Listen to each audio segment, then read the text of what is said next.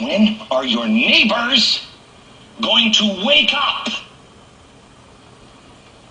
Our cities are now being forced into drastic measures and make cuts. And guess what's first up on the chopping block? The teachers, the cops, the firefighters. Well, of course, that's the first thing you cut. Why? Why? Well, progressives, they don't want to make any cuts. Why do you hate the children? Whether the company pays or the city pays for the drop-off. For example, on June 9th, we watched Waste Pro pick up the trash at Portside and take it to the dump. But when we found the dump ticket from that day, it shows when the truck arrived at the dump, the driver claimed to be carrying regular city trash, a type 3 on the ticket. That means because they are a city-contracted hauler and claim they dropped off city trash, they didn't pay the dump fee, in this case, $367. And we found the same thing happened for that same truck picking up trash at Portside every week in June. I'd like to see some of it come back to those who are paying. It's known as tucking in, and it's a violation of the city's contract. It is frustrating because, we rely on the integrity of our contractors to do what is right. We showed the video and the documents of what we found to City Solid Waste Director Fred Forbes. What they are doing wrong is that they're picking up their commercial waste and avoiding the tip fee. I think it's pretty serious. I think it's something that needs to be known, and I think that we're going to take additional steps to ensure that it's very hard to do that in the future. Based on what we found, Forbes has launched a citywide investigation, putting investigators on the streets to watch private neighborhoods just like we did. His investigators have been taking their own pictures, and he said they have seen Waste Pro tucking in some form in 5 neighborhoods. And I think it's confined to really one company that's really abusing. We got to get reimbursed, and then we got to also penalize them so that it doesn't happen in the future.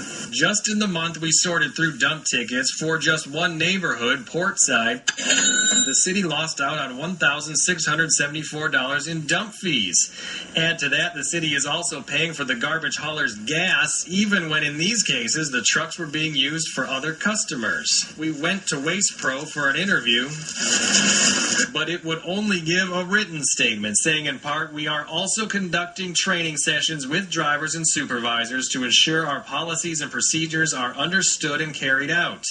We today sat down with the Solid Waste Department to begin the process of rectifying any mistakes we may have inadvertently made.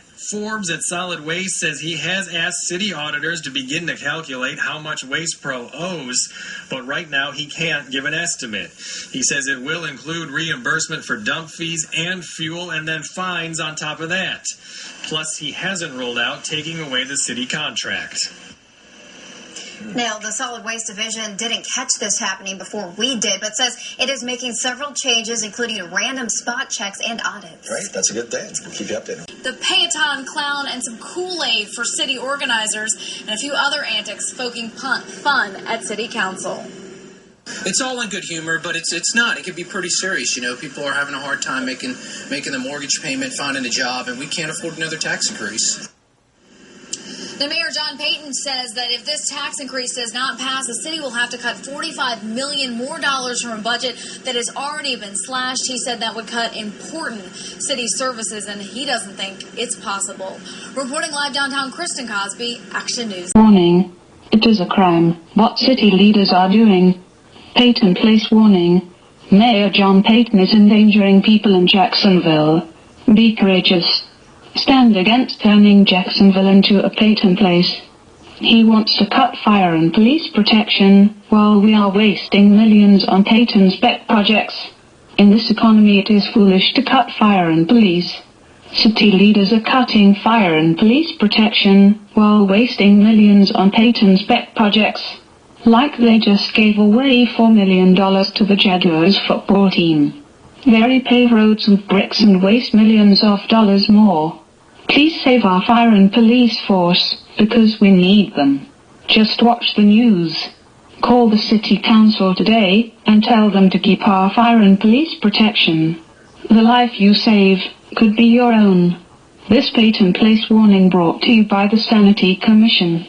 Following late-breaking news that we first brought you on Action News at 5, Mayor John Peyton is accused of trying to persuade 2 officers to take pay cuts. The Fraternal Order of Police filed a complaint today with the Public Employees Relations Commission. Now, that's the state commission that oversees complaints between unions and employers. The complaint alleges that the mayor dropped in on a lunch with some officers and started showing them charts with information about the city's financial future. The FOP released several pictures from that impromptu meeting with the mayor. The union believes Mayor Peyton was using dirty tactics to influence union negotiations. Warning. It is a crime what city leaders are doing. Peyton Place warning Mayor John Peyton is endangering people in Jacksonville. Be courageous. Stand against turning Jacksonville into a Peyton Place.